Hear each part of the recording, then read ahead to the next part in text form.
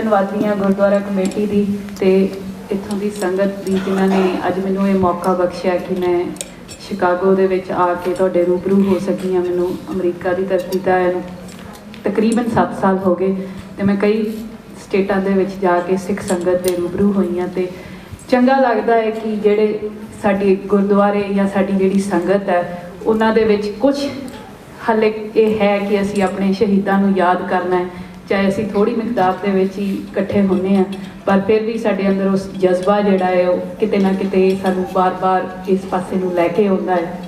ਅੱਜ ਮੈਂ ਤੁਸੀਂ ਮੇਰੇ ਫਾਦਰ ਸਾਹਿਬ ਦੀ ਜਿਹੜੀ ਸਪੀਚ ਹੈ ਉਹ ਤੁਸੀਂ ਸੁਣ ਲਈ ਕਿ ਉਹਨਾਂ ਦਾ ਕੰਮ ਕੀ ਸੀਗਾ। ਮੈਂ ਥੋੜ੍ਹੀ ਜਿਹੀ ਬੈਕਗਰਾਊਂਡ ਤੁਹਾਨੂੰ ਜੋ ਸਾਡੇ ਅਜੋਕੇ ਇਤਿਹਾਸ ਦੀ ਜੋ ਸਾਡੇ ਨਾਲ ਘੱਲੂਘਾਰਾ ਵਾਪਰਿਆ, ਕਿਉਂਕਿ ਸਾਨੂੰ ਇਹ ਤਾਂ ਪਤਾ ਹੈ ਕਿ ਸਾਡਾ ਜਿਹੜਾ ਵੈਰ ਆ ਸਟੇਟ ਦੇ ਨਾਲ ਉਹ ਪੁਰਾਣਾ ਚੱਲਿਆ ਆਉਂਦਾ। ਗੁਰੂ ਨਾਨਕ ਸਾਹਿਬ ਤੋਂ ਲੈ ਕੇ ਹੁਣ ਤੱਕ ਦਾ ਅਸੀਂ ਹਰ ਸਟੇਟ ਦੇ ਨਾਲ ਸਾਡੀ ਓਪਰੈਸਰ ਦੇ ਨਾਲ ਸਾਡੀ ਜਿਹੜੀ ਆ ਉਹ ਟੱਕਰ ਸ਼ੁਰੂ ਤੋਂ ਹੀ ਰਹੀ ਹੈ। ਪਰ 1978 ਤੋਂ ਜੋ ਜੰਗ ਸਾਡੀ ਸਿੱਧੀ ਸ਼ੁਰੂ ਹੋਈ ਸੀ, 1978 ਤੋਂ 1984 ਦੇ ਵਿੱਚ ਜੋ ਦਰਬਾਰ ਸਾਹਿਬ ਦੇ ਉੱਤੇ ਹਮਲਾ ਹੋਣਾ, ਇਹ ਇੱਕ ਸਟਰਗਲ ਦੇ ਕਈ ਫੇਜ਼ਸ ਸੀਗੇ। ਸੰਤ ਜਰਨੈਲ ਸਿੰਘ ਖਾਲਸਾ ਪਿੰਡਰਾਂ ਵਾਲਿਆਂ ਦੀ ਜੋ ਲੜਾਈ ਸੀਗੀ ਉਹਨਾਂ ਦੀ ਲੜਾਈ ਦਾ ਇੱਕ ਫੇਜ਼ ਸੀ, ਉਹਨਾਂ ਦਾ ਲੜਾਈ ਦਾ ਦੇਣ ਦਾ ਇੱਕ ਤਰੀਕਾ ਸੀ। ਇੱਕ ਜੰਗ ਦੇ ਵਿੱਚ ਕਈ ਤਰ੍ਹਾਂ ਦੇ ਜਿਹੜੇ ਸਾਨੂੰ ਜੁਝਾਰੂਆਂ ਦੀ ਲੋੜ ਪੈਂਦੀ ਹੈ, ਕਈ ਤਰ੍ਹਾਂ ਦੇ ਪੈਂਤੜੇ ਵਰਤਣ ਦੀ ਲੋੜ ਪੈਂਦੀ ਹੈ ਤੇ ਕਈ ਤਰ੍ਹਾਂ ਦੇ ਸਾਡੇ ਸ਼ਹੀਦਾਂ ਦੀ ਜਿਹੜੀਆਂ ਕੁਰਬਾਨੀਆਂ ਦੀਆਂ ਡਿਫਰੈਂਸਿਸ ਸਾਨੂੰ ਦੇਖਣੇ ਪੈਂਦੇ ਆ ਕਿ ਉਹਨਾਂ ਦਾ ਕਿਵੇਂ ਦਾ ਰੋਲ ਰਿਹਾ। ਸ਼ਹੀਦ ਜਸਵੰਤ ਸਿੰਘ ਖਾਲੜਾ, ਸਾਡਾ ਪਿੰਡ ਖਾਲੜਾ ਜਿਹੜਾ ਹੈ ਉਹ ਇੰਡੀਆ ਪਾਕਿਸਤਾਨ ਦੇ ਬਿਲਕੁਲ ਬਾਰਡਰ 'ਤੇ ਜਿਹੜਾ ਪੰਜਾਬ ਦੇ ਬਾਰਡਰ 'ਤੇ ਉੱਥੇ ਪੈਂਦਾ ਹੈ। ਉਹਨਾਂ ਦਾ ਬਚਪਨ ਉੱਥੇ ਹੀ ਬੀਤਿਆ।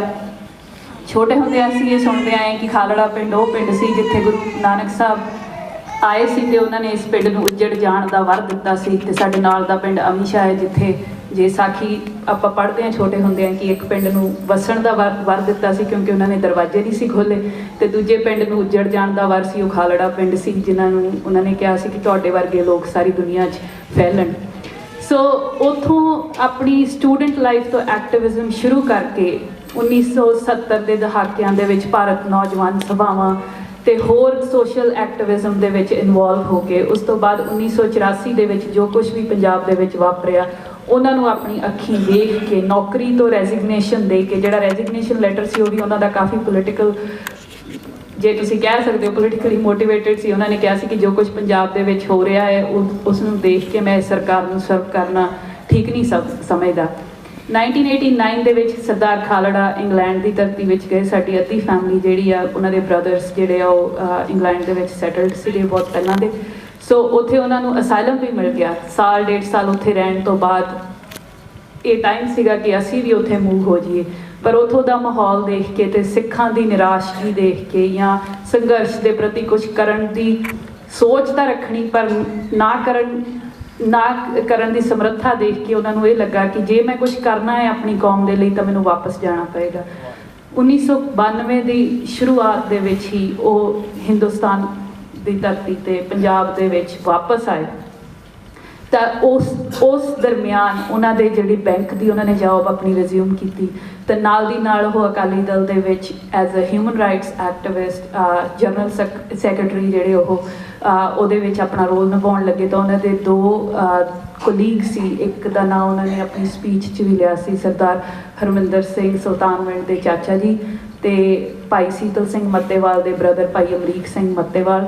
ਉਹਨਾਂ ਦੋਵਾਂ ਨੂੰ ਪੁਲਿਸ ਨੇ ਚੱਕ ਕੇ, ਜਦਕਿ ਇਹ ਦੋਵੇਂ ਜੁਝਾਰੂ ਸਿੰਘ ਜਿਹੜੇ ਆ ਭਾਈ ਹਰਮਿੰਦਰ ਸਿੰਘ ਸੁਲਤਾਨਵਿੰਡ ਤੇ ਭਾਈ ਸੀਤਲ ਸਿੰਘ ਮੱਤੇਵਾਲ ਜਿਹੜੇ ਇਹ ਆਲਰੇਡੀ ਸ਼ਹੀਦ ਹੋ ਚੁੱਕੇ ਸੀ, ਇਹਨਾਂ ਨੂੰ ਚੱਕ ਕੇ ਪੁਲਿਸ ਨੇ ਜਿਹੜਾ ਆ ਲਾਵਾਰਸ ਕਹਿ ਕੇ ਖਪਾ ਦਿੱਤਾ। ਤੇ ਉਹਨਾਂ ਨੂੰ ਲੱਭਣ ਗਿਆ ਨੂੰ ਜਦੋਂ ਇਹਨਾਂ ਨੂੰ ਇਹ ਸਾਰੇ ਸਬੂਤ ਮਿਊਨਿਸਪਲ ਕਾਰਪੋਰੇਸ਼ਨ ਦੀ ਰਜਿਸਟਰਾਂ 'ਚੋਂ ਲੱਭੇ, ਜਦੋਂ ਬਾਲਣ ਜਿੱਥੋਂ ਇਸ਼ੂ ਹੁੰਦਾ ਹੈ ਕਿ ਕਿੰਨੀਆਂ ਲਾਸ਼ਾਂ ਇੱਥੇ ਲਿਆਂਦੀਆਂ ਜਾਂਦੀਆਂ ਤੇ ਕਿੰਨੀਆਂ ਇੱਥੇ ਸਾੜੀਆਂ ਜਾਂਦੀਆਂ, ਉਹਨਾਂ ਸਬੂਤਾਂ ਨੂੰ ਲੈ ਕੇ ਜਦੋਂ ਸਰਦਾਰ ਖਾਲੜਾ ਨੇ ਦੇਖਿਆ ਤਾਂ ਉਹਨਾਂ ਨੂੰ ਲੱਗਾ ਕਿ ਜੇ ਮੈਂ ਇਹ ਸਬੂਤ ਜਿਹੜੇ ਆ ਇਹ ਸਿਰਫ ਹਿੰਦੁਸਤਾਨ ਦੀ ਧਰਤੀ ਦੇ ਉੱਤੇ ਨਸ਼ਰ ਕੀਤੇ ਤਾਂ ਸ਼ਾਇਦ ਮੇਰਾ ਹਾਲ ਵੀ ਉਹੀ ਲਾਸ਼ਾਂ ਵਰਗਾ ਹੋਵੇਗਾ। ਸੋ ਉਹਨਾਂ ਦਾ ਇਹ ਫੈਸਲਾ ਜੋ ਬਾਕੀ ਉਹਨਾਂ ਨੇ ਆਪਦੀ ਕਮੇਟੀ ਦੇ ਨਾਲ ਸ਼ੇਅਰ ਕਰਕੇ ਕੈਨੇਡਾ ਦੇ ਵਿੱਚ ਇੱਕ MP ਗੋਰੀ MP ਸੀ ਕੋਲਿਨ, ਉਹਨਾਂ ਨੇ ਉਹਨਾਂ ਨੂੰ ਪਰਮਿਟ ਦੇ ਉੱਤੇ ਕੈਨੇਡਾ ਸੱਦਿਆ। 2 ਵਾਰ ਉਹ ਆਏ। ਕੈਨੇਡਾ ਦੀ ਪਾਰਲੀਮੈਂਟ ਦੇ ਵਿੱਚ ਉਹਨਾਂ ਨੇ ਇਹ ਰੈਕਡ ਸਬਮਿਟ ਕੀਤਾ। ਫਿਰ ਉਹ ਇੰਗਲੈਂਡ ਦੇ ਵਿੱਚ ਗਏ, ਉੱਥੇ ਵੀ ਉਹਨਾਂ ਨੇ ਇਹ ਰੈਕਡ ਜਿਹੜਾ ਉੱਥੇ ਉੱਥੋਂ ਦੇ MPs ਨਾਲ ਸ਼ੇਅਰ ਕੀਤਾ। ਜਦੋਂ ਕੈਨੇਡਾ ਦੀ ਧਰਤੀ ਤੇ ਆਏ ਸੀ ਤਾਂ ਉਹਨਾਂ ਨੂੰ ਥ੍ਰੈਟਸ ਜਿਹੜੀਆਂ ਮੈਂ 95 ਦੀ April ਦੇ ਵਿੱਚ ਉਹ ਆਏ, ਫਿਰ ਉਹ ਜੂਨ ਦੇ ਵਿੱਚ ਦੁਬਾਰਾ ਵੀ ਆਏ, ਪਰ ਉਹਨਾਂ ਨੂੰ ਇੱਥੇ ਸਿੱਧੀਆਂ ਧਮਕੀਆਂ ਇਹ ਆਉਣ ਲੱਗ ਗਈਆਂ ਸੀਗੀਆਂ ਕਿ ਜੇ ਤੂੰ 25,000 ਲਾਵਾਰਸ ਲਾਸ਼ਾਂ ਦਾ ਹਿਸਾਬ ਮੰਗਦਾ ਹੈ ਤਾਂ ਸਾਨੂੰ 25,000 ਇੱਕ ਦੇ ਦੇਣ ਦੀ ਵੀ ਕੋਈ ਪ੍ਰੋਬਲਮ ਨਹੀਂ ਹੋਊਗੀ। ਸੋ ਉਸ ਤੋਂ ਬਾਅਦ ਵਾਪਸ ਜਦੋਂ ਇੱਥੋਂ ਤੁਰਨ ਲੱਗੇ ਸੀ ਤਾਂ ਉਹਨਾਂ ਨੂੰ ਇਹ ਕਿਹਾ ਗਿਆ ਸੀਗਾ ਕਿ ਤੁਸੀਂ ਵਾਪਸ ਨਾ ਜਾਓ ਕਿਉਂਕਿ ਤੁਹਾਡੀ ਜਾਨ ਨੂੰ ਖਤਰਾ ਹੈ। ਪਰ ਉਹਨਾਂ ਦੀ ਕਮਿਟਮੈਂਟ ਜੋ ਤੁਸੀਂ ਇਸ ਸਪੀਚ, ਇਹ ਉਹਨਾਂ ਦੀ ਆਖਰੀ ਇੰਟਰਨੈਸ਼ਨਲ ਸਪੀਚ ਹੈ ਜਿਹੜੀ ਪੂਰੀ 45 ਮਿੰਟ ਦੀ ਹੈ, 18 ਮਿੰਟ ਦਾ ਉਹਦੇ 'ਚੋਂ ਜਿਹੜਾ ਮੇਨ ਕੱਢਿਆ ਗਿਆ ਹੈ, ਉਹਦੇ ਵਿੱਚ ਤੁਸੀਂ ਇਹ ਸੋਚ, ਜਿਹੜਾ ਉਹਨਾਂ ਦੀ ਸੋਚ ਆ ਜੋ ਸ਼ਹਾਦਤ ਦੇ ਜਿੰਨੇ ਨੇੜੇ ਸੀ ਐਂਡ ਕਲੀਅਰ ਸੀਗੇ ਆਪਣੇ ਅਕੀਦੇ ਤੇ, ਉਹ ਤੁਹਾਨੂੰ ਇਸ ਸਪੀਚ 'ਚੋਂ ਦਿਖ ਜਾਂਦਾ ਹੈ। ਸੋ ਉਹਨਾਂ ਨੇ ਇਹ ਕਿਹਾ ਕਿ ਜਿਨ੍ਹਾਂ ਪਰਿਵਾਰਾਂ ਨੇ ਮੇਰੇ ਕਹਿਣ ਤੇ ਕੇਸ ਕੀਤੇ ਨੇ ਉਹ ਕਹਿਣਗੇ ਕਿ ਸਾਨੂੰ ਫਸਾ ਕੇ ਆਪ ਭੱਜ ਗਿਆ, ਸੋ ਮੈਨੂੰ ਮੁੜਨਾ ਹੀ ਪੈਣਾ ਹੈ। ਸੋ ਉਸ ਤੋਂ ਬਾਅਦ ਜੂਨ 1995 ਦੇ ਵਿੱਚ ਜਿਹੜੇ ਆ ਉਹ ਵਾਪਸ ਆਏ। ਉਹਦੇ ਬਾਅਦ ਉਹਨਾਂ ਨੇ ਆਪਣੀ ਐਕਟਿਵਿਜ਼ਮ ਜਿਹੜੀ ਆ ਉਹ ਜਾਰੀ ਰੱਖੀ। ਹਾਈ ਕੋਰਟ, ਸੁਪਰੀਮ ਕੋਰਟ ਦੇ ਵਿੱਚ ਤਰਨਤਾਰਨ ਪੁਲਿਸ ਤੇ ਹੋਰ ਗੁਰਦਾਸਪੁਰ ਜ਼ਿਲ੍ਹਾ ਜਿੱਥੇ ਸਭ ਤੋਂ ਵੱਧ ਇਫੈਕਟਡ ਏਰੀਆ ਸੀਗਾ, ਉੱਥੋਂ ਦੇ ਬਹੁਤ ਪੁਲਿਸ ਵਾਲਿਆਂ ਦੇ ਖਿਲਾਫ ਬਾਈ ਨੇਮ ਜਿਹੜੇ ਆ ਉਹ ਕੇਸ ਚੱਲਣ ਲੱਗ ਗਏ ਸੀਗੇ। KPS ਗਿੱਲ, ਅਜੀਤ ਸਿੰਘ ਸੰਧੂ ਜਾਂ ਹੋਰ ਇਹਨਾਂ ਦੇ ਖਿਲਾਫ ਸਿੱਧਾ ਓਪਨ ਪ੍ਰੈਸ ਦੇ ਵਿੱਚ ਜਿਹੜੀ ਆ ਉਹ ਤੁਸੀਂ ਉਦੋਂ ਦੀਆਂ ਜਿਹੜੀਆਂ ਅਖਬਾਰਾਂ ਖੋਲ੍ਹ ਕੇ ਦੇਖ ਲਓ ਤਾਂ ਇੱਕ ਦਿਨ ਜਸਵੰਤ ਸਿੰਘ ਖਾਲੜਾ ਦਾ ਬਿਆਨ ਹੁੰਦਾ ਸੀ ਕਿ ਇਹ ਬੱਚੇ ਲਾਵਾਰਸ ਕਹਿ ਕੇ ਸਾੜ ਦਿੱਤੇ ਗਏ ਨੇ, ਅਗਲੇ ਦਿਨ KPS ਗਿੱਲ ਹੋਰਾਂ ਦਾ ਬਿਆਨ ਹੁੰਦਾ ਸੀ ਕਿ ਇਹ ਬੱਚੇ ਬਾਹਰ ਜਾ ਕੇ ਦਿਹਾੜੀਆਂ ਕਰ ਰਹੇ ਨੇ ਤੇ ਇਹ ਹਿਊਮਨ ਰਾਈਟਸ ਵਿੰਗ ਵਾਲੇ ਜਿਹੜੇ ਆ ਇਹ ISI ਦੇ ਏਜੰਟ ਨੇ। ਖੈਰ 6 ਸਤੰਬਰ 1995 ਠੀਕ 6 ਦਿਨ ਬਾਅਦ ਜਦੋਂ 31 ਅਗਸਤ 1995 ਪੰਜਾਬ ਦਾ ਸਾਬਕਾ ਜਿਹੜਾ ਜਾਬਰ ਸੀ ਜਾਂ ਜ਼ਾਲਮ ਚੀਫ ਮਿਨਿਸਟਰ ਸੀ ਬੇਅੰਤ ਸਿੰਘ, ਉਹਨੂੰ ਸਾਡੇ ਕੌਮ ਦੇ ਜੁਝਾਰੂਆਂ ਨੇ ਜਿਹੜਾ ਉਹਦਾ ਅਸੈਸੀਨੇਸ਼ਨ ਹੋਇਆ, ਉਹਨੂੰ ਉਹਦੇ ਕੀਤੇ ਦੀ ਸਜ਼ਾ ਦਿੱਤੀ। ਸੋ ਉਹਦੇ ਤੋਂ 6 ਦਿਨ ਬਾਅਦ ਸਰਦਾਰ ਖਾਲੜਾ ਨੂੰ ਚੁੱਕਿਆ ਗਿਆ। ਕਈ ਵਾਰ ਅਸੀਂ ਇਸ ਐਪੀਸੋਡ ਨੂੰ ਬਹੁਤ ਜੋੜ ਕੇ ਦੇਖਦੇ ਹਾਂ ਐਜ਼ ਅ ਪਰਿਵਾਰ ਕਿ ਜੇ ਭਾਈ ਦਿਲਾਵਰ ਸਿੰਘ ਹੈ, ਭਾਈ ਜਗਤਾਰ ਸਿੰਘ ਹਵਾਰਾ ਹੈ ਜਾਂ ਫਿਰ ਭਾਈ ਰਾਜੋਆਣਾ ਹੈ ਜਾਂ ਭਾਈ ਤਾਰਾ ਹੈ, ਇਹ ਤੇ ਜਸਵੰਤ ਸਿੰਘ ਖਾਲੜਾ ਇਹ ਇੱਕੋ ਹੀ ਕੜੀ ਦੇ ਸਾਰੇ ਅੰਗ ਸਨ। ਇਹਨਾਂ ਦੇ ਲੜਾਈ ਜਾਂ ਜ਼ੁਲਮ ਨਾਲ ਲੜਨ ਦੇ ਤਰੀਕੇ ਵੱਖਰੇ ਹੋ ਸਕਦੇ ਨੇ, ਪਰ ਜਿਹੜਾ ਪੀਰੀਅਡ ਜਿਸ ਚੀਜ਼ ਨੂੰ ਇਹਨਾਂ ਦੋਵਾਂ ਟੀਮਸ ਨੇ ਐਂਡ ਕੀਤਾ, ਪੰਜਾਬ ਦੇ ਵਿੱਚ 6 ਸਤੰਬਰ 1995 ਤੋਂ ਬਾਅਦ ਲਾਵਾਰਸ ਲਾਸ਼ਾਂ ਜਾਂ ਖੁਰਦ-ਬੁਰਦ ਕਰਕੇ ਡਿਸਅਪੀਅਰੈਂਸਿਸ ਜਿਹੜੀਆਂ ਮਾਸ ਲੈਵਲ ਤੇ ਹੋ ਰਹੀਆਂ ਸੀ ਉਹ ਇੱਕਦਮ ਬੰਦ ਹੋ ਗਈਆਂ। ਸੋ ਇਹ ਐਪੀਸੋਡ ਜਿਹੜੀ ਹੈ ਇਹ 1995 ਦੇ ਵਿੱਚ, ਇਹ ਮੈਂ ਨਹੀਂ ਕਹਿੰਦੀ ਕਿ ਜ਼ੁਲਮ ਬੰਦ ਹੋ ਗਿਆ, ਪਰ ਜਿਹੜਾ ਖੁੱਲ੍ਹੇਆਮ ਜਿਹੜਾ ਸ਼ਰੇਆਮ ਸਿੱਖਾਂ ਨੂੰ ਕਤਲ ਕਰਨ ਦਾ ਜੋ ਸਿਲਸਿਲਾ ਉੱਥੇ ਚੱਲ ਰਿਹਾ ਸੀ ਉਹਨੂੰ ਠੱਲ ਪਾ ਦਿੱਤੀ ਜਸਵੰਤ ਸਿੰਘ ਖਾਲੜਾ ਦੇ ਇਸ ਅਗਵਾਈ ਨੇ।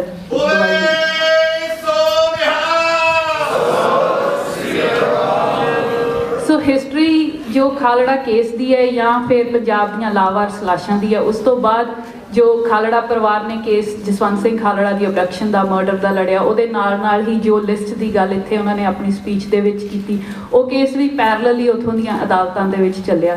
ਮੈਂ ਇੱਥੇ ਇਹ ਕਹਿਣਾ ਚਾਹੁੰਦੀ ਹਾਂ ਕਿ ਸਾਡੀ ਕੌਮ ਬਹੁਤ ਛੇਤੀ ਨਿਰਾਸ਼ ਹੋ ਕੇ ਇਹ ਕਹਿ ਦਿੰਦੀ ਹੈ ਕਿ ਸਾਨੂੰ ਤਾਂ ਜੀ ਉੱਥੇ ਇਨਸਾਫ ਹੀ ਨਹੀਂ ਮਿਲਣਾ ਤੇ ਇਸ ਲਈ ਅਸੀਂ ਲੜਨਾ ਹੀ ਨਹੀਂ।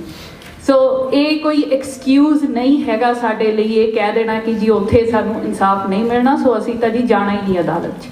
ਇਹ ਗੱਲ ਸਾਨੂੰ ਵੀ ਪਤਾ ਹੈ ਕਿ ਜਦੋਂ ਅਸੀਂ ਜਸਵੰਤ ਸਿੰਘ ਖਾਲੜਾ ਦਾ ਕੇਸ ਸ਼ੁਰੂ ਕੀਤਾ ਸੀਗਾ ਤਾਂ ਅਸੀਂ ਜ਼ੀਰੋ ਹੋਪ ਲੈ ਕੇ ਹੀ ਚੱਲੇ ਸੀ। ਅਖੀਰਲੇ ਦਿਨ ਤੱਕ ਸਾਨੂੰ ਐਂ ਲੱਗਦਾ ਸੀ ਕਿ ਸ਼ਾਇਦ ਕ੍ਰਿਮੀਨਲ ਅਸੀਂ ਹਾਂ ਤੇ ਵਿਕਟਮ ਉਹ ਪੁਲਿਸ ਵਾਲੇ ਨੇ, ਪਰ ਸਾਨੂੰ ਇਹ ਲੜਾਈ ਜਿਵੇਂ ਖਾਲੜਾ ਸਾਹਿਬ ਨੇ ਕਿਹਾ ਕਿ ਸਿਰਫ ਤੇ ਸਿਰਫ ਅਸੀਂ ਉਹਨਾਂ ਕਚਹਿਰੀਆਂ 'ਚ ਜਵਾਬ ਦੇਣੀ, ਅਸੀਂ ਲੋਕ ਕਚਹਿਰੀਆਂ 'ਚ ਜਾ ਕੇ ਵੀ ਲੋਕਾਂ ਨੂੰ ਦੱਸਣਾ ਹੈ ਕਿ ਦੇਖੋ ਉੱਥੋਂ ਦੀਆਂ ਸਰਕਾਰਾਂ ਨੇ ਸਾਡੇ ਨਾਲ ਕੀ ਕੀਤਾ, ਤੇ ਆਉਣ ਵਾਲੀਆਂ ਜਨਰੇਸ਼ਨਸ ਨੂੰ ਇਹ ਦੱਸਣ ਵਾਸਤੇ ਕਿ ਸਾਡੇ ਨਾਲ ਆਹ ਵਾਪਰਿਆ ਸੀ, ਉਹਦੇ ਲਈ ਸਾਡੇ ਕੋਲ ਜਿਹੜੇ ਫੈਕਟਸ ਐਂਡ ਫਿਗਰ ਹੋਣੇ ਬਹੁਤ ਜ਼ਰੂਰੀ ਨੇ।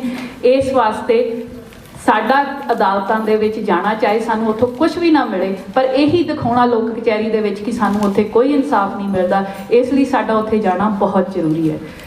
ਜਿਵੇਂ ਕਰਮਜੀਤ ਭੈਣ ਜੀ ਨੇ ਇੱਥੇ ਹੁਣੇ ਮੇਰੇ ਤੋਂ ਪਹਿਲਾਂ ਗੱਲ ਕੀਤੀ ਸੀਗੀ ਕਿ ਸਾਡੇ ਲਈ ਕਿਉਂ ਜ਼ਰੂਰੀ ਹੈ ਅਸੀਂ ਆਪਣੇ ਪੁਰਾਤਨ ਇਤਿਹਾਸ ਬਾਰੇ ਆਪਣੇ ਬੱਚਿਆਂ ਨੂੰ ਦੱਸਦੇ ਹਾਂ, ਉਹਨਾਂ ਨੂੰ ਸਾਹਿਬਜ਼ਾਦਿਆਂ ਦੀਆਂ ਸਾਖੀਆਂ ਸੁਣਾਉਂਦੇ ਹਾਂ, ਅਸੀਂ ਉਹਨਾਂ ਨੂੰ 40 ਮੁਕਤਿਆਂ ਦੀਆਂ ਸਾਖੀਆਂ ਸੁਣਾਉਂਦੇ ਹਾਂ, ਅਸੀਂ ਸਾਰੀਆਂ ਇਹ ਗੱਲਾਂ ਤਾਂ ਉਹਨਾਂ ਨੂੰ ਉਹ ਵੀ ਇੱਕ ਜੇ ਕਈ ਵਾਰ ਮੈਂ ਇੱਥੇ ਪੇਰੈਂਟਸ ਨੂੰ ਮਿਲਦੀ ਹਾਂ ਜਿਹੜੇ ਕਹਿੰਦੇ ਕਿ ਜੀ ਜੇ ਅਸੀਂ ਉਹਨਾਂ ਨੂੰ 84 ਦਾ ਇਤਿਹਾਸ ਦੱਸਾਂਗੇ ਤਾਂ ਇਟਸ ਅ ਵੈਰੀ ਗੋਰੀ ਡੀਟੇਲਸ ਤੇ ਬਹੁਤ ਸਾਡੇ ਬੱਚੇ ਟਰਾਮਾਟਾਈਜ਼ ਹੋ ਜਾਂਦੇ ਆ ਕਿ ਛੋਟੇ ਸਾਹਿਬਜ਼ਾਦਿਆਂ ਦੀ ਸ਼ਹੀਦੀ ਟਰਾਮਾਟਾਈਜ਼ ਕਰਨ ਵਾਲੀ ਸ਼ਹੀਦੀ ਨਹੀਂ ਹੈ ਕਿ ਬਾਕੀ ਜਿਹੜੇ ਗੁਰੂ ਸਾਹਿਬ ਦੇ ਇਤਿਹਾਸ ਦੇ ਵੇਲੇ ਸਾਡੀਆਂ ਕੁਰਬਾਨੀਆਂ ਹੋਈਆਂ ਉਹਦੇ ਨਾਲ ਬੱਚੇ ਟਰਾਮਾਟਾਈਜ਼ ਨਹੀਂ ਹੁੰਦੇ। ਸੋ ਮੇਰਾ ਪਰਸਨਲ ਇਹ ਓਪੀਨੀਅਨ ਹੈ ਤੇ ਤੁਸੀਂ ਵੀ ਇਸ ਤੇ ਵਿਚਾਰ ਕਰ ਸਕਦੇ ਹੋ ਕਿ ਅੱਜ ਤੁਸੀਂ ਪੰਜਾਬ ਦੀ ਦਿਸ਼ਾ ਦੇਖਦੇ ਹੋ, ਤੁਹਾਡੇ 'ਚੋਂ ਬਹੁਤ ਕੰਪਲੇਨ ਕਰਦੇ ਆ ਜੀ ਪੰਜਾਬ 'ਚ ਨਸ਼ੇ ਵੱਧ ਗਏ, ਪੰਜਾਬ ਦੇ ਵਿੱਚ ਦੀ ਜਵਾਨੀ ਨੂੰ ਕੁਝ ਪਤਾ ਹੀ ਨਹੀਂ ਕਿ ਉਹ ਕਿੱਧਰ ਨੂੰ ਜਾ ਰਹੀ ਹੈ।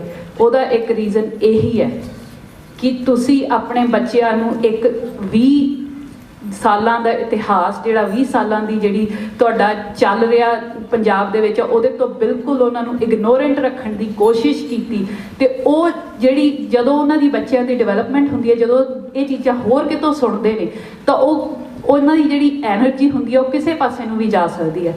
ਪੰਜਾਬ ਦੇ ਵਿੱਚ ਜੇ ਤੁਸੀਂ ਬੱਚਿਆਂ ਨੂੰ ਸਿੱਖੀ ਤੋਂ ਜਾਂ ਸਿੱਖ ਇਤਿਹਾਸ ਤੋਂ ਤੋੜਨ ਦੀ ਕੋਸ਼ਿਸ਼ ਕੀਤੀ ਸੀ ਤਾਂ ਅੱਜ ਉਹਨਾਂ ਨੂੰ ਉਸ ਨਤੀਜੇ ਭੁਗਤਣੇ ਪੈ ਰਹੇ ਆ। ਜੇ ਤੁਸੀਂ ਅੱਜ ਇਹ ਸੋਚਦੇ ਹੋ ਕਿ ਅਸੀਂ ਆਪਣੇ ਬੱਚਿਆਂ ਨੂੰ ਲੁਕਾ ਲਈਏ ਜਾਂ ਬਚਾ ਲਈਏ ਤਾਂ ਮੈਨੂੰ ਨਹੀਂ ਲੱਗਦਾ ਕਿ ਤੁਸੀਂ ਇਸ 'ਚ ਜ਼ਿਆਦਾ ਦੇਰ ਸਫਲ ਹੋ ਸਕੋਗੇ। ਕੱਲ੍ਹ ਨੂੰ ਇਹ ਬੱਚੇ ਤੁਹਾਡੇ ਤੋਂ ਸਵਾਲ ਵੀ ਕਰ ਸਕਦੇ ਆ ਤੇ ਇਹ ਵੀ ਹੋ ਸਕਦਾ ਹੈ ਕਿ ਇਹ ਬੱਚੇ ਜਿਹੜੇ ਆ ਇਹ ਬਿਲਕੁਲ ਹੀ ਤੁਹਾਡੇ ਤੋਂ ਟੁੱਟ ਜਾਣ ਜਾਂ ਸਿੱਖੀ ਤੋਂ ਵੀ ਟੁੱਟ ਜਾਣ। ਸੋ ਦੋਵੇਂ ਚੀਜ਼ਾਂ ਇਨ ਪੈਰਲਲ ਨਹੀਂ ਚੱਲ ਸਕਦੀਆਂ। ਇੱਕ ਸਿੱਖ ਦੀ ਡੈਫੀਨੇਸ਼ਨ ਜਿਹੜੀ ਆ ਉਹ ਸਿਰਫ ਤੁਸੀਂ ਸਪਿਰਿਚੁਅਲ ਨਹੀਂ ਲੈ ਸਕਦੇ। ਇੱਕ ਸਿੱਖ ਇੱਕ ਪੈਦਾਇਸ਼ੀ ਐਕਟਿਵਿਸਟ ਆ। ਅਸੀਂ ਸੋਸਾਇਟੀ ਤੋਂ ਟੁੱਟ ਨਹੀਂ ਸਕਦੇ, ਅਸੀਂ ਆਪਣੇ ਕੌਮੀ ਕਾਰਜਾਂ ਤੋਂ ਟੁੱਟ ਨਹੀਂ ਸਕਦੇ। ਸਾਡੀ ਜ਼ਿੰਮੇਵਾਰੀ ਹੈ ਕਿ ਅਸੀਂ ਇਸ ਸ਼ਮਾ ਨੂੰ ਜਿਹੜੀ ਸਾਡੇ ਗੁਰੂਆਂ ਨੇ ਜਗਾਈ ਸੀ, ਉਹ ਮੁਕਤੀ ਦੀ ਸ਼ਮਾ ਸੀਗੀ, ਉਹ ਸੋਸ਼ਲ ਇਨਜਸਟਿਸ ਦੇ ਖਿਲਾਫ ਲੜਨ ਦੀ ਸ਼ਮਾ ਸੀ, ਉਹਨੂੰ ਜਗਦਿਆਂ ਰੱਖਣਾ ਐਂਡ ਸਾਨੂੰ ਆਪਣੀ ਲੈਗੇਸੀ ਕੈਰੀ ਔਨ ਕਰਨੀ ਪਏਗੀ। 84 ਨੂੰ ਜਾਂ ਉਹਦੇ ਤੋਂ ਬਾਅਦ ਪੰਜਾਬ ਦੇ ਵਿੱਚ ਜੋ ਕੁਝ ਵੀ ਹੋਇਆ ਹੈ ਉਸ ਚੀਜ਼ ਨੂੰ ਜੇ ਅਸੀਂ ਆਪਣੇ ਹਿਰਦਿਆਂ ਦੇ ਵਿੱਚੋਂ ਕੱਢ ਦਿੱਤਾ ਤਾਂ ਸਾਡਾ ਫਿਊਚਰ ਵੀ ਕੋਈ ਨਹੀਂ। ਇਸ ਚੀਜ਼ ਦੀ ਤੁਸੀਂ ਮੇਰੇ ਤੋਂ ਜੇ ਗਰੰਟੀ ਲੈਣੀ ਆ ਤੇ ਜਿਹੜੇ ਲੋਕ ਆਪਣਾ ਇਤਿਹਾਸ ਭੁੱਲੇ ਨੇ ਉਹ ਆਪਣਾ ਫਿਊਚਰ ਵੀ ਕਦੀ ਨਹੀਂ ਬਣਾ ਸਕੇ। ਪਰ ਉਹਦੇ ਨਾਲ ਨਾਲ ਮੈਂ ਕਲਾ ਦਾ ਕਨਸੈਪਟ ਹੈਗਾ ਨੋਣੀਆਂ ਹੈ ਤਾਂ ਕਿ ਸਾਡੇ ਬੱਚਿਆਂ ਨੂੰ ਪਤਾ ਲੱਗੇ ਕਿ ਸਾਡਾ ਇਤਿਹਾਸ ਕੀ ਹੈ। ਪਰ ਨਾਲ ਦੀ ਨਾਲ ਅਸੀਂ ਜਿੱਥੇ ਆ ਕੇ ਵਸੇ ਹਾਂ ਉੱਥੋਂ ਦੀ ਸੁਸਾਇਟੀ ਦੇ ਇਸ਼ੂਜ਼, ਉੱਥੋਂ ਦੀਆਂ ਸਰਕਾਰਾਂ ਦੇ ਗਲਤ ਫੈਸਲੇ ਜੋ ਉਹਨਾਂ ਦੇ ਫੋਰਨ ਪਾਲਿਸੀਜ਼ ਦੇ ਆ ਉਹਨਾਂ ਨੂੰ ਵੀ ਕੁਐਸਚਨ ਕਰਨਾ ਹੈ। ਇਹ ਨਹੀਂ ਹੈਗਾ ਕਿ ਜੀ ਅਸੀਂ ਸਿਰਫ ਇੱਕ ਹਿੰਦੁਸਤਾਨ ਸਰਕਾਰ ਨਾਲ ਹੀ ਟੱਕਰ ਲੈਣੀ ਆ, ਬਾਕੀ ਜੋ ਜ਼ਾਲਮ ਧਿਰਾਂ ਹੈ ਉਹਨਾਂ ਨਾਲ ਅਸੀਂ ਮਿਲ ਕੇ ਚੱਲਣਾ। ਇੱਕ ਸਿੱਖ ਕਦੀ ਵੀ ਜਿਹੜਾ ਸਪੀਚ 'ਚ ਵੀ ਉਹਨਾਂ ਨੇ ਕਿਹਾ ਕਿ ਇੱਕ ਸਿੱਖ ਦੁਨੀਆ ਦੇ ਮਨੁੱਖੀ ਹੱਕਾਂ ਦੀ ਰਾਖੀ ਲਈ ਬਣਿਆ ਸੀ, ਪਰ ਨਾਲ ਦੀ ਨਾਲ ਸਭ ਤੋਂ ਪਹਿਲਾ ਫਰਜ਼ ਸਾਡਾ ਇਹ ਵੀ ਬਣਦਾ ਕਿ ਅਸੀਂ ਆਪਣੇ ਮਨੁੱਖੀ ਹੱਕਾਂ ਦੀ ਵੀ ਰਾਖੀ ਕਰਨੀ ਹੈ। ਸੋ ਜੇ ਇਹ ਜਿਹੜਾ ਡਾਇਸਪੋਰਾ ਦਾ ਰੋਲ ਰਿਹਾ ਹੈ ਮੂਵਮੈਂਟ ਦੇ ਵਿੱਚ, ਉਤਰਾਅ ਚੜਾਅ ਜਿਹੜੇ ਵਾਧੇ ਘਾਟੇ ਮੂਵਮੈਂਟਾਂ ਦੇ ਵਿੱਚ ਹੁੰਦੇ ਰਹਿੰਦੇ ਆ। ਕਈ ਵਾਰ ਅਸੀਂ ਬੈਠੇ ਜਿਹੜੇ ਆ ਉਹ ਫਰਸਟ੍ਰੇਟ ਵੀ ਹੁੰਦੇ ਆ ਕਿ ਜੀ ਸਾਡੇ ਤੋਂ ਆਹ ਨਹੀਂ ਹੋ ਸਕਿਆ ਪਰ ਇਹਦੇ ਬਹੁਤ ਵੱਡੇ ਇੰਪੈਕਟ ਨੇ।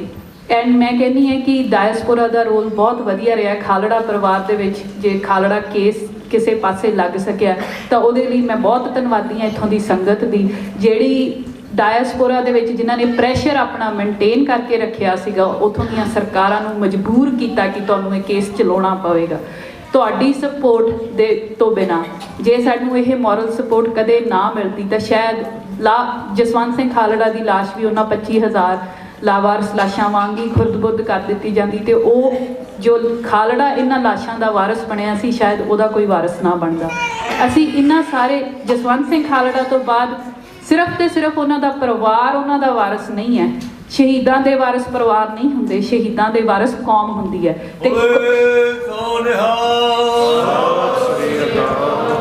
ਤੇ ਸਾਡਾ ਕੌਮੀ ਪੱਧਰ ਤੇ ਇਹ ਫਰਜ਼ ਬਣਦਾ ਹੈ ਕਿ ਅਸੀਂ ਇਹਨਾਂ ਸਾਰੇ ਜਿਹੜੀਆਂ ਸਾਡੀਆਂ ਰਿਸਪੌਂਸਿਬਿਲਿਟੀਜ਼ ਆ ਜਾਂ ਜਿਹੜੇ ਕਾਰਜ ਸਾਡੇ ਸ਼ਹੀਦ ਛੱਡ ਕੇ ਗਏ ਆ ਉਹਨਾਂ ਦੇ ਵਿੱਚ ਆਪਣਾ ਰੋਲ ਕਿਵੇਂ ਆਇਡੈਂਟੀਫਾਈ ਕਰੀਏ ਤੇ ਕਿਵੇਂ ਕੰਟਰੀਬਿਊਟ ਕਰੀਏ। ਸੋ ਇਹ ਆਪਣੇ ਆਪ ਨਾਲ ਤੁਹਾਡਾ ਸਵਾਲ ਹੋਣਾ ਚਾਹੀਦਾ ਹੈ ਕਿ ਅਸੀਂ ਜੋ ਸਾਡੇ ਸਿਰਾਂ ਤੇ ਪੱਗਾਂ ਰਹਿਣ ਖਾਤਰ ਜਿਨ੍ਹਾਂ ਨੇ ਆਪਣੀਆਂ ਜਾਨਾਂ ਦਿੱਤੀਆਂ ਹੈ ਉਹਨਾਂ ਦੇ ਜਾਣ ਤੋਂ ਬਾਅਦ ਅੱਜ ਅਸੀਂ ਉਹਨਾਂ ਲਈ ਕੀ ਕਰ ਸਕਦੇ ਹਾਂ। ਇਹ ਤੁਸੀਂ ਆਪਣੇ ਆਪ ਤੋਂ ਸਵਾਲ ਕਰਨਾ। ਤੁਸੀਂ ਗੁਰੂ ਦੇ ਸਨਮੁਖ ਬੈਠੇ ਹੋ, ਤੁਸੀਂ ਆਪਣਾ ਜਿਹੜਾ ਲੇਖਾ ਹੈ ਉਹ ਆਪ ਹੀ ਦੇਖ ਸਕਦੇ ਹੋ ਕਿ ਤੁਸੀਂ ਇੰਨੇ ਸਾਲਾਂ ਦੇ ਵਿੱਚ ਕੀ ਕੀਤਾ ਤੇ ਗਾਂ ਤੋਂ ਤੁਸੀਂ ਕੀ ਕਰਨਾ ਚਾਹੁੰਦੇ ਹੋ। ਇਕੱਲੇ ਇਮੋਸ਼ਨਲ ਹੋ ਕੇ ਜਾਂ ਇਕੱਲੇ ਗੁੱਸਾ ਕੱਢ ਕੇ ਜਿਹੜਾ ਹੈ ਉਹ ਸਾਡੇ ਨਤੀਜੇ ਅੱਜ ਤੱਕ ਨਹੀਂ ਨਿਕਲੇ ਤੇ ਸਾਨੂੰ ਇਹ ਵੀ ਸੋਚਣਾ ਪਊਗਾ ਕਿ ਅਸੀਂ ਆਪਣੀ ਅਗਲੀ ਵਿਉਂਤਬੰਦੀ ਹੈ ਉਹ ਕਿਸ ਤਰ੍ਹਾਂ ਦੀ ਕਰਨੀ ਹੈ। इन्ना कुछ कहनी जी मैं खिमा दी जाचक हाँ। वाहिगुरू जी का खालसा वाहिगुरू जी की फतेह।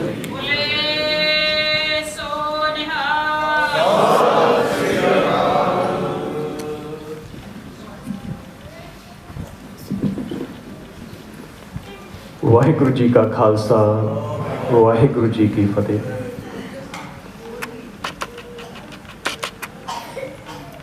सो अज कबड्डी का टूर्नामेंट भी होना पंजाबी सभ्याचार के तौर पर कबड्डियां होंदियां भंगड़े होंदे गिद्धे पैंदे there is a lot of things जिहड़े असी सभ्याचार के पक्षों असी मान करते हैं महसूस करते हैं कि अपनी अणख का करते हैं भंगड़े पैंदे बोलियां पैंदियां ते जिहड़ी भैन जी ने हुण गल कीती साडी पग दी ते पिछले हफ्ते भी प्रेजेंटेशन हुई सी शहीद बाबा बंदा सिंह बहादुर दी ते सिख कौम ने खालसा पंथ ने इन्नियां कुर्बानियां दित्तियां कि सिर्फ भावें असीं पौहल भी नहीं छकी होंदी सानू सिर्फ एक पग बन्ननी पैंदी है ते सानू सरदार जी कहन लग पैंदे लोग। और साडे परिवार विच भी कई है साडे चाचा जी है साडे डैडी है मैं भी पहला जो पहला केस रखने शुरू किए सी तुहानू सिर्फ एक पग बन्ननी पैंदी है। सो किन्नियां वड्डियां कुर्बानियां कि सिर्फ तुहानू एक पग बन्ननी पैंदी होवे एक दिन लई ते तुहानू सरदार दा खिताब मिल जांदा। ਇਹ ਵੱਡੀਆਂ ਸ਼ਹਾਦਤਾਂ ਦਾ ਨਤੀਜਾ ਤੇ ਸ਼ਹੀਦ ਸਰਦਾਰ ਜਸਵੰਤ ਸਿੰਘ ਖਾਲੜਾ ਜੀ ਦੇ ਅਸੀਂ ਬਚਨ ਸੁਣੇ ਸੀ ਕਿ what is the most valuable one of the most valuable things we can receive from Guru Sahib is ਸ਼ਹਾਦਤ। So what I want to do ਕਿਉਂਕਿ ਅਸੀਂ ਕਈ ਅੱਖਰ ਵਰਤਦੇ ਹਾਂ ਬਹੁਤ ਵਰਤਦੇ ਹਾਂ ਸ਼ਹੀਦ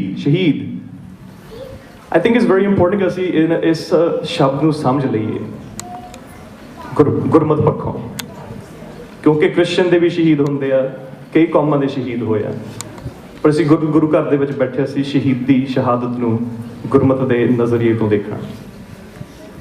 सो जे असीं अखरी अर्थ करिए शहीद एक अरबी लफ्ज़ आ इट मीनस विटनेस गवाह। हुण कई कोर्ट कचहरियां जांदे कोई और अपने गवाह लैके आउंदे आ उन्हें कोई चीज़ प्रूव करनी हुंदी है कि चीज़ साडी जमीन है जां किसी दी जमीन है जां इन्हां ने गलत कीता उन्होंने कीता कोई गवाही कोई भरन आउंदे आ। So Sikhi मुताबिक गुरमत मुताबिक what is शहीदी? What are we being witness to? What was Sardar Jaswant Singh Khalda being a गवाह to? केड़ी गवाही वो भरन गए सी? So मैं हुण जे इत्थे खड़ के अपनी इंटरलैक्ट के हिसाब नाल अपने मनमत के हिसाब नाल तुहाडे नाल इत्थे विचार करन तां ओह गल नहीं बननी because we're sitting in गुरु घर। So मैं गुरबाणी दा ओट आसरा लैके मैं कोशिश करूँगा इस ये अखरी अर्थ आ शहादत दा गवाही शहीद गवाह। हुण इहदा भाव अर्थ कड्ढण लई असीं गुरबाणी दा आसरा लईए। सो रामकली दे विच 10वां शब्द आउंदा जी रामकली महला 5वां पवनै मह पवन समाया ज्योति मह जोत रल जाया माटी माटी होई एक रोवन हारे की कवन टेक कौन मुआरे कौन मुआ ब्रह्म ज्ञानी मिल करो विचारा इहो तो चलत पिया रहाओ कि ਜਿਹੜੇ ਸਾਹ ਇਹ ਹਵਾ ਦੇ ਨਾਲ ਹੀ ਰਲ ਜਾਣੇ ਆ ਜਿਹੜੀ ਜੋਤ ਆ ਉਹ ਜੋਤ ਜਿਹੜੀ ਅਕਾਲ ਪੁਰਖ ਦੀ ਜੋਤ ਆ ਉਹਦੇ ਵਿੱਚ ਲੀਨ ਹੋ ਜਾਣੀ ਆ ਮਿੱਟੀ ਨੇ ਮਿੱਟੀ ਨਾਲ ਰਲ ਜਾਣਾ। ਜਿਹੜਾ ਬੰਦਾ ਰੋਂਦਾ ਕਿ ਮੈਂ ਮਰ ਜਾਣਾ ਜਾਂ ਜਿਹਨਾਂ ਦਾ ਉਹਨਾਂ ਦਾ ਕੋਈ ਬੀਤ ਗਿਆ ਕਿ ਉਹ ਖੁਆਰ ਹੋਈ ਜਾਂਦੇ ਕਿ ਰੋਈ ਜਾਂਦੇ ਕਿ ਬੰਦਾ ਗੁਜ਼ਰ ਗਿਆ ਉਹ ਵਿਚਾਰੇ ਭੁਲੇਖੇ ਦੇ ਵਿੱਚ ਆ। ਅਗਲੀ ਕਿਛ ਖਬਰ ਨਾ ਪਾਈ ਰੋਵਣ ਹਾਰ ਵੀ ਊਠ ਸਦਾਈ ਜਿਹੜਾ ਰੋਂਦਾ ਹੈ ਨਾ ਉਹਨੂੰ ਇਹ ਨਹੀਂ ਸਮਝ ਆਉਂਦੀ ਕਿ ਤੈਂ ਵੀ ਉੱਠ ਕੇ ਚਲੇ ਜਾਣਾ।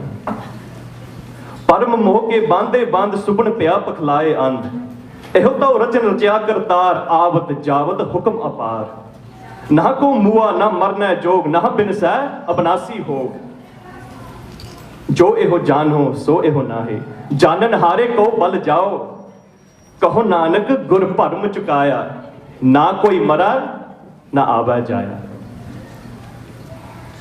सो जिहड़ा जालिम हुंदा उहनूं इह भुलेखा हुंदा कि मैं सच नूं खत्म कर देना। जिहड़ा सिख धर्म का शहीद हुंदा वो गवाही दिंदा कि जालिम सच नूं खत्म नहीं कर सकता। सो गुरु साहब इज टेलिंग अस कि जिहड़े हुण इन्ने साडे महान शहीद होए आ क्योंकि मैं हुण सोचदा हुंदा कि कि उन्हां दी की अवस्था होगी गलां 'च बच्चिआं दे हार पवाउणे ਅਸੀਂ ਅਰਦਾਸ ਦੇ ਵਿੱਚ ਵੀ ਕਹਿੰਦੇ ਦੇਖ ਕੇ ਅਣਡਿੱਠ ਕਰਨਾ ਇਹ ਕਿਹੜੀ ਅਵਸਥਾ ਹੈ। ਇਹ ਹੁਣ ਜਿੰਨੀ ਕਿ ਮੈਨੂੰ ਸਤਿਗੁਰੂ ਨੇ ਬਖਸ਼ਿਸ਼ ਸਮਝ ਦਿੱਤੀ ਆ ਮੈਂ ਜਦੋਂ ਇਹ ਸ਼ਬਦ ਪੜ੍ਹਦਾ ਤੇ ਅਸੀਂ ਕਹਿੰਦੇ ਹਾਂ ਕਿ ਅਕਾਲ ਪੁਰਖ ਨਾ ਜੰਮਦਾ ਨਹੀਂ ਤੇ ਮਰਦਾ ਨਹੀਂ ਇਹ ਗੱਲ ਸਮਝਣੀ ਤੇ ਜੀਣੀ ਦੇ ਵਿੱਚ ਬਹੁਤ ਫਰਕ ਹੈ। ਜੇ ਇੱਕ ਸਿੱਖ ਨੂੰ ਇਹ ਪੱਕਾ ਹੋ ਜਾਵੇ ਕਿ ਇਹ ਜੋਤ ਅਕਾਲ ਹੈ, ਅਟਲ ਹੈ, ਨਾਸ ਨਹੀਂ ਹੋਣਾ ਵੀ, ਇਹ ਪੋਟੈਂਸ਼ੀਅਲ ਜਿਹੜਾ ਹੈਗਾ ਅਕਾਲ ਪੁਰਖ ਦਾ ਹੈ, ਹਮੇਸ਼ਾ ਹੀ ਹੈ। ਆਦਿ ਸੱਚ, ਜੁਗਾਦ ਸੱਚ, ਹੈਪੀ ਸੱਚ, ਨਾਨਕ ਹੋਸੀ ਵੀ ਸੱਚ। ਜਿਹੜੇ ਸਿੱਖ ਨੂੰ ਇਹ ਹਿਰਦੇ ਵਿੱਚ ਇਹ ਚੀਜ਼ ਪੱਕੀ ਹੋ ਜਾਂਦੀ ਹੈ, ਉਹ ਸ਼ਹਾਦਤ ਦੇ ਸਕਦਾ ਇਸ ਗੱਲ ਦੀ। ਸੋ ਸ਼ਹੀਦ ਸਰਦਾਰ ਜਸਵੰਤ ਸਿੰਘ ਖਾਲੜ ਨੇ ਇਹ ਸ਼ਹਾਦਤ ਦਿੱਤੀ, ਗਵਾਹੀ ਭਰੀ ਇਸ ਗੱਲ ਦੀ ਕਿ ਤੁਸੀਂ ਮੇਰੇ ਸਰੀਰ ਨੂੰ ਨਾਸ ਕਰ ਦੋਗੇ, ਖਤਮ ਕਰ ਦੋਗੇ, ਪਰ ਜਿਹੜੀ ਸੱਚਾਈ ਹੈ ਉਹ ਹਮੇਸ਼ਾ ਹੀ ਰਹੂਗੀ। ਸੋ ਭਾਵੇਂ ਅਸੀਂ ਕਬੱਡੀਆਂ ਤੇ ਜਾਈਏ ਜਾਂ ਭੰਗੜੇ ਪਾਈਏ ਜਾਂ ਬੋਲੀ ਪਾਈਏ, ਤੇ ਯਾਦ ਰੱਖੀਏ ਇਹਨਾਂ ਮਹਾਨ ਸ਼ਹੀਦਾਂ ਕਰਕੇ ਹੀ ਅਸੀਂ ਅਣਖ ਦੀਆਂ ਗੱਲਾਂ ਕਰ ਸਕਦੇ ਹਾਂ, ਸੋਹਣੀਆਂ ਸੋਹਣੀਆਂ ਪੱਗਾਂ ਬੰਨ੍ਹ ਸਕਦੇ ਹਾਂ। ਹਮੇਸ਼ਾ ਸ਼ਹੀਦਾਂ ਨੂੰ ਪ੍ਰਣਾਮ ਕਰੀਏ, ਤੇ ਸਿਰਫ ਪ੍ਰਣਾਮ ਨਹੀਂ, ਜਿੱਦਾਂ ਭੈਣ ਜੀ ਨੇ ਕਿਹਾ ਕਿ ਅਸੀਂ ਸਿਰਫ ਇੰਡੀਆ ਦੀ ਗੱਲ ਨਹੀਂ ਕਰਨੀ, ਪੰਜਾਬ ਦੀ ਗੱਲ ਨਹੀਂ ਕਰਨੀ, ਜਿੱਥੇ ਵੀ ਸਿੱਖ ਵਸਦਾ ਉਹਨੇ ਸੱਚ ਲਈ ਖੜੇ ਹੋਣਾ। ਔਰਲੈਂਡੋ ਦੇ ਵਿੱਚ ਕਾਂਡ ਹੋਇਆ ਸੀ,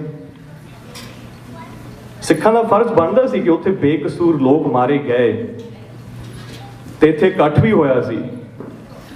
ਅਸੀਂ ਤਾਂ ਸ਼ਹੀਦ ਸਰਦਾਰ ਜਸਵੰਤ ਸਿੰਘ ਖਾਲੜ ਦੇ ਸਾਹਮਣੇ ਤਾਂ ਕੁਝ ਵੀ ਨਹੀਂ ਹੈਗੇ, ਪਰ ਜਦੋਂ ਅਸੀਂ ਬੈਨਰ ਲਾਉਣਾ ਸੀ ਤਾਂ ਸਾਨੂੰ ਵੀ ਏਜੰਟ ਹੀ ਕਹਿੰਦੇ ਸੀ ਕਿ ਗੁਰਦੁਆਰੇ ਦੇ ਵਿੱਚ ਜਿਹੜੇ ਪੋਲੀਟੀਕਲ ਵਿੰਗ ਜੀ ਆਪਰੇਟ ਕਰਦੇ ਕਿ ਅਸੀਂ ਉਹਨਾਂ ਦੇ ਏਜੰਟ ਹਾਂ। ਕੋਈ ਨਾ ਕੋਈ ਸਾਰਿਆਂ ਦਾ ਏਜੰਟ ਹੈਗਾ ਹੀ ਹੈਗਾ, ਪਰ ਕੋਸ਼ਿਸ਼ ਇਹ ਆ ਕਿ ਅਸੀਂ ਸਾਰੇ ਗੁਰੂ ਗ੍ਰੰਥ ਸਾਹਿਬ ਜੀ ਦੇ ਏਜੰਟ ਬਣ ਜਾਈਏ। ਬੋਲੇ ਸੋ ਨਿਹਾਲ।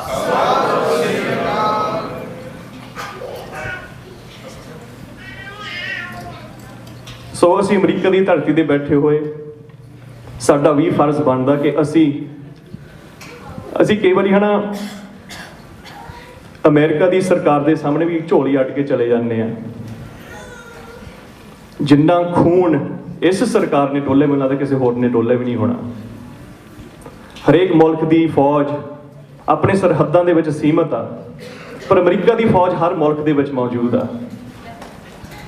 ਸੋ ਜਿੱਥੇ ਅਸੀਂ ਇਸ ਮੁਲਕ ਦੇ ਜ਼ਾਲਮਾਂ ਦੇ ਸਾਹਮਣੇ ਜੇ ਨਾ ਬੋਲੀਏ ਤਾਂ ਅਸੀਂ ਫਿਰ ਐਵੇਂ ਬਸ ਗੱਲਾਂ ਕਰਨ ਜੋਗੇ ਹਾਂ। ਤੇ ਮੈਨੂੰ ਲੱਗਦਾ ਨਵਕਿਰਨ ਕੌਰ ਭੈਣ ਜੀ ਦਾ ਇਹੀ ਇਸ਼ਾਰਾ ਸੀ ਕਿ ਜਿੱਥੇ ਵੀ ਸਿੱਖ ਖੜਾ ਹੋਊਗਾ, ਅਸੀਂ ਜਿਹੜੇ ਮਰਜ਼ੀ ਮੁਲਕ ਦੇ ਵਿੱਚ ਹੋਈਏ, ਅਸੀਂ ਆਪਣੇ ਆਲੇ ਦੁਆਲੇ ਜਿਹੜਾ ਜ਼ੁਲਮ ਹੁੰਦਾ ਉਹਦੇ ਨਾਲ ਵੀ ਅਸੀਂ ਖੜੇ ਹੋਈਏ, ਉਹਦੇ ਖਿਲਾਫ ਖੜੇ ਹੋਈਏ। ਹੁਣ ਸ਼ਿਕਾਗੋ ਦੇ ਵਿੱਚ African Americans, that is our duty to stand with them। ਹੁਣ ਅਸਲੀਅਤ ਤਾਂ ਇਹ ਕਿ ਅਸੀਂ ਚਾਹੁੰਦੇ ਕਿ ਅਸੀਂ ਗੋਰਿਆਂ ਦੇ ਏਰੀਆ ਦੇ ਵਿੱਚ ਘਰ ਲਈਏ, ਜੇ ਨਾਲ ਕੋਈ ਕਾਲਿਆਂ ਦਾ ਘਰ ਹੁੰਦਾ ਸੀ ਕਹਿੰਦੇ ਭਾਈ ਚਲੋ ਇੱਥੋਂ ਨਿਕਲੀਏ। ਸਾਡੇ ਨਿਆਣੇ ਦੇ ਸਕੂਲ ਦੇ ਵਿੱਚ ਵੀ ਕਾਲੇ ਜ਼ਿਆਦਾ ਹੋ ਗਏ, ਚਲੋ ਅਸੀਂ ਹੋਰ ਕਿਤੇ ਚਲੇ ਜਾਈਏ। ਸੋ ਸਾਨੂੰ ਆਪਣੇ ਆਪ ਨੂੰ ਪਰਖਣਾ ਪੈਣਾ ਕਿ ਅਸੀਂ ਸਿਰਫ ਸ਼ਹੀਦਾਂ ਦੀਆਂ ਗੱਲਾਂ ਕਰਕੇ ਪੰਜਾਬ ਦੇ ਬਾਰੇ ਨਹੀਂ ਅਸੀਂ ਸਿਰਫ ਗੱਲ ਕਰ ਸਕਦੇ, ਫਿਰ ਅਸੀਂ ਦੁਬਦਾ ਦੇ ਵਿੱਚ ਰਹਿੰਦੇ ਹਾਂ। So I want to wrap up because I know I only have a couple minutes. 1995-96 ਜਦੋਂ ਸੀਐਮ ਬੇਅੰਤ ਸਿੰਘ ਦਾ ਕਤਲ ਹੋਇਆ, ਬੜੀ ਹੈਰਾਨਗੀ ਦੀ ਗੱਲ ਹੈ, ਜਿਹਨਾਂ ਨੇ ਖੋਜ ਕਰਨੀ ਤਾਂ ਕਰ ਲਓ, ਤੇ ਇੱਕਦਮ ਜਿਹਨਾਂ ਨੂੰ ਸਰਕਾਰ ਅੱਤਵਾਦੀ ਕਹਿੰਦੇ ਸੀ ਉਹ ਵੀ ਖਤਮ ਹੋ ਗਿਆ ਸੀ। ਸੋ ਇਹ ਹੁਣ ਜਿਹੜੇ ਸੱਜਣ ਚਾਹੁੰਦੇ ਉਹਨਾਂ ਨੇ ਆਪਣੀ ਖੋਜ ਕਰਨੀ ਹੈ ਕਿ ਇੱਕਦਮ ਅੱਤਵਾਦ ਕਿੱਦਾਂ ਖਤਮ ਹੋ ਗਿਆ। ਜੇ ਸਰਕਾਰ ਦੇ ਨਾਲ ਇੱਕ ਚੀਜ਼ ਖਤਮ ਹੋ ਗਈ ਇਹਦਾ ਮਤਲਬ that was there was some state sponsorship। ਸੋ ਉਹ ਇੱਕ ਹੋਰ ਗੱਲ ਆ, ਪਰ ਅੱਜ ਵੀ ਸਾਡੀ ਕੌਮ ਦੇ ਵਿੱਚ ਇੱਦਾਂ ਦੇ ਸੱਜਣ ਹੈਗੇ ਆ ਜਿਹੜੇ ਕਲਮ ਦੇ ਨਾਲ ਮੀਡੀਆ ਰਾਹੀਂ ਆਪਣਾ ਫਰਜ਼ ਨਿਭਾ ਰਹੇ ਆ, ਤੇ ਉਹਨਾਂ ਦੇ ਵਿੱਚੋਂ ਹੈਗੇ ਟਾਕਿੰਗ ਪੰਜਾਬ ਦੇ ਸੁਰਿੰਦਰ ਸਿੰਘ। ਉਹਨਾਂ ਨੇ ਪਹਿਲਾਂ ਜਿਹੜਾ ਗੁਰਬਖਸ਼ ਸਿੰਘ ਦਾ ਸੀਗਾ ਅੰਦੋਲਨ, ਉਹਨਾਂ ਨੇ ਉਹ ਕਵਰ ਕੀਤਾ। ਸ਼ਹੀਦ ਪਰਿਵਾਰਾਂ ਨੇ ਉਹਨੇ ਇੰਟਰਵਿਊ ਕੀਤੇ, ਕਿਉਂਕਿ ਜਦੋਂ ਅਸੀਂ ਇੰਡੀਆ ਦੀ ਵੀ ਗੱਲ ਕਰਦੇ ਹਾਂ ਨਾ, ਕਈ ਲੋਕੀ ਗੁੱਸਾ ਕਰਦੇ ਕਿ ਤੁਸੀਂ ਜੀ ਇੰਡੀਆ ਨੂੰ ਨਫ਼ਰਤ ਕਰਦੇ ਆ, ਹਿੰਦੂਆਂ ਨੂੰ ਨਫ਼ਰਤ ਕਰਦੇ ਆ। ਇਸ ਨਾਲ ਨਫ਼ਰਤ, ਕਿਉਂਕਿ ਕਈ ਲੋਕਾਂ ਨੇ ਖਾਲਿਸਤਾਨ ਦੀ ਗੱਲ ਤੇ ਆਪਣੀ ਰੋਟੀਆਂ ਸੇਕੀਆਂ, ਉਹ ਸਾਰੇ ਜਾਣਦੇ ਆ। ਪਰ ਜੇ ਅੱਗੇ ਪ੍ਰੋਗਰੈਸ ਹੋਣੀ ਆ, because India the we progress, ਸਾਰੇ ਜਿਹੜਾ ਖਾਲਸਾ ਪੰਥ ਆ ਉਹ ਸਾਰੀ ਦੁਨੀਆ ਦੀ ਪ੍ਰੋਗਰੈਸ ਚਾਹੁੰਦਾ, ਸਾਰੀ ਮਾਨਵਤਾ ਦੀ। ਇੰਡੀਆ ਦੇ ਵਿੱਚ ਜੇ ਪ੍ਰੋਗਰੈਸ ਹੋਣੀ ਆ, ਪਰ ਗਵਰਨਮੈਂਟ ਦੀ ਮਸ਼ੀਨਰੀ ਨੇ ਮੋਨੋਲੋਗ ਕਰਨਾ। ਮੋਨੋਲੋਗ ਹੁੰਦਾ ਸਿਰਫ ਇੱਕ ਤਰਫੋਂ ਗੱਲਬਾਤ, ਜਦੋਂ ਹੁਣ ਮੈਂ ਕਰ ਰਿਹਾ ਤੁਹਾਡੇ ਨਾਲ, ਕਿਉਂਕਿ ਤੁਸੀਂ ਤਾਂ ਮੈਨੂੰ ਕੋਈ ਜਵਾਬ ਨਹੀਂ ਦੇ ਸਕਦੇ ਇਸ ਟਾਈਮ। ਜੇ ਸਿਰਫ ਗਵਰਨਮੈਂਟ ਨੇ ਆਪਣੀ ਇਨਫੋਰਮੇਸ਼ਨ ਦੇਣੀ ਹੈ ਤੇ ਦੂਜੇ ਪਾਸੇ ਕੋਈ ਇਨਫੋਰਮੇਸ਼ਨ ਨਾ ਹੋਵੇ, ਫਿਰ ਉਹ ਡਾਇਲੌਗ ਨਹੀਂ ਹੁੰਦਾ। ਡਾਇਲੌਗ ਹੁੰਦਾ ਕਿ ਇੱਕ ਦੂਜੇ ਦੇ, ਇੱਕ ਬੰਦੇ ਨੇ ਇੱਕ ਪੱਖੋਂ ਆਪਣੇ ਵਿਚਾਰ ਸਾਂਝੇ ਕਰਨੇ ਤੇ ਦੂਜੇ ਬੰਦੇ ਨੇ ਆਪਣੇ ਵਿਚਾਰ ਸਾਂਝੇ ਕਰਨੇ, ਤਾਂ ਫਿਰ ਕੋਈ ਗੱਲ ਹੋ ਸਕਦੀ ਹੈ, ਡਾਇਲੌਗ ਹੋ ਸਕਦਾ। ਸੋ ਜੇ ਹਿੰਦ ਸਰਕਾਰ ਨੇ ਸਿੱਖਾਂ ਦੇ ਨਾਲ ਡਾਇਲੋਗ ਕਰਨਾ ਤਾਂ ਸਾਨੂੰ ਬਹੁਤ ਜ਼ਰੂਰੀ ਹੈ ਕਿ ਸਾਨੂੰ ਵੀ ਅਸੀਂ ਇਨਫੋਰਮੇਸ਼ਨ ਇਕੱਠੀ ਕਰੀਏ ਕਿ ਮੂਵਮੈਂਟ ਕੀ ਸੀ, ਕਿਉਂਕਿ ਅਸੀਂ 84 ਕਰਦੇ ਰਹਿੰਦੇ, ਪਰ ਇਹ ਗੱਲ 47 ਤੋਂ ਪਹਿਲਾਂ ਦੀ ਵੀ ਹੈਗੀਆਂ। ਕੁਝ ਸ਼ਰਤਾਂ ਤੇ ਸਿੱਖ ਕੌਮ ਨੇ ਹਿੱਸਾ ਪਾਇਆ ਸੀ ਹਿੰਦੁਸਤਾਨ ਦੇ ਵਿੱਚ, ਨਾਲ ਰਲੇ ਸੀਗੇ। ਸੋ ਇਹ ਹਿਸਟਰੀ ਬਹੁਤ ਲੰਬੀ ਹੈ, ਪਰ ਸੋ Talking Punjab was one effort by Surinder Singh. He was one of their main anchors. He was interviewing the people that we don't have access to. Shaheed Parwar, Jujaru Singha Singh ne ਜਿਹੜੇ ਸ਼ਹੀਦ ਪਰਿਵਾਰ ਸੀ, ਉਹਨਾਂ ਨੇ ਬਾਪੂ ਸੂਰਜ ਸਿੰਘ ਦਾ cover ਕੀਤਾ। And he was also doing research work on the drug problem. ਕਿ drug ਕਿੱਥੋਂ ਆਉਂਦਾ ਹੈ, ਕਿੱਦਾਂ ਵਿਕਦੇ ਆ, ਕਿਹਦਾ ਫਾਇਦਾ ਹੁੰਦਾ, ਕਿਹਦਾ ਨੁਕਸਾਨ ਹੁੰਦਾ। He was working on that information as well. He's been in prison for 1 year now. ਉਹਨੇ 27-year-old ਟਾਡਾ ਦਾ ਕੇਸ ਕੱਢ ਕੇ ਉਹਨਾਂ ਤੇ ਹੁਣ ਪਾਤਾ। ਹੁਣ ਕਈ ਇੰਡੀਆ ਤੋਂ ਵੀ ਜਿਹੜੇ ਨਵੇਂ ਆਉਂਦੇ ਵੀ ਸਾਨੂੰ ਇਹੀ ਕਹਿੰਦੇ ਤੁਸੀਂ ਭੁੱਲ ਜਾਓ। ਜਦ ਸਰਕਾਰ 27 ਸਾਲ ਪੁਰਾਣਾ ਕੇਸ ਨਹੀਂ ਭੁੱਲਦੀ ਤਾਂ ਸਿੱਖ ਕਿੱਦਾਂ ਭੁੱਲ ਸਕਦੇ ਆ? ਇਹ ਡਾਇਲੌਗ ਦੀ ਗੱਲ ਨਹੀਂ ਹੈਗੀ ਹੈ ਨਾ। ਡਾਇਲੌਗ ਹੁੰਦਾ ਕਿ ਦੋਨੇ ਪਾਸੋਂ ਗੱਲ ਕਰੋ। ਜੇ ਇੱਕ ਪਾਸਾ ਕਹਿੰਦਾ ਭੁੱਲ ਜਾਓ ਤੇ ਦੂਜਾ ਪਾਸਾ 30 ਸਾਲ ਪੁਰਾਣੇ ਕੇਸ ਕੱਢੀ ਜਾਵੇ, that's not dialogue. So what is the point of this? My point is ਕਿ ਅਸੀਂ ਵੀ ਜਾਣਕਾਰੀ ਰੱਖੀਏ ਕਿ ਕਿਹੜੇ ਸਾਡੇ ਸੱਜਣ ਜਿਹੜੇ ਇਹ ਸੇਵਾ ਨਿਭਾ ਰਹੇ ਆ, ਹਜੇ ਵੀ ਜੇਲ੍ਹਾਂ ਭੁਗਤ ਰਹੇ ਆ, ਕਿ ਅਸੀਂ ਉਹਨਾਂ ਬਾਰੇ ਕੁਝ ਕਰੀਏ। ਹੁਣ ਸਾਡੇ ਵਰਗੇ, ਮੈਂ ਇੱਥੇ ਤਾਂ ਜੰਮਿਆ, ਮੈਂ ਪ੍ਰੈਜੈਂਟੇਸ਼ਨ ਕਰ ਦੂੰਗਾ, ਤੁਹਾਨੂੰ ਵਧੀਆ ਲੱਗੂਗਾ, ਤੁਹਾਨੂੰ ਕਈ ਨੂੰ ਇਹੀ ਹੈਰਾਨੀ ਹੁੰਦੀ ਕਿ ਤੈਨੂੰ ਪੰਜਾਬੀ ਆਉਂਦੀ ਆ, ਤੇ ਇਹੀ ਖੁਸ਼ੀ ਦੇ ਵਿੱਚ ਮੇਰਾ ਹੱਥ ਮਿਲਾ ਕੇ ਚਲੇ ਜਾਣਾ। ਪਰ ਜਿਹਨਾਂ ਕੋਈ ਇੱਦਾਂ ਦੀ ਕੋਈ ਹਿੰਮਤ ਹੈਗੀ ਆ, ਜਾਂ ਜਿਹਨਾਂ ਕੋਲ ਜਾਣਕਾਰੀ ਹੈਗੀ ਆ, ਜਾਂ ਜਿਹਨਾਂ ਨੂੰ ਅਸੀਂ ਹੁਣ ਕਈ ਜਾਂਦੇ ਆ, ਫਲਾਣੇ SP ਨੂੰ ਜਾਣਦੇ ਆ ਤੇ DIG ਨੂੰ ਜਾਣਦੇ ਆ, ਕਈ ਨੇ ਆਪਣੇ ਘਰ ਫੋਟੋ ਵੀ ਲਾਈ ਹੁੰਦੀ ਕਿ ਜੇ ਆਪ ਪੁਲਿਸ ਨੂੰ ਜਾਣਦੇ ਫਲਾਣਾ।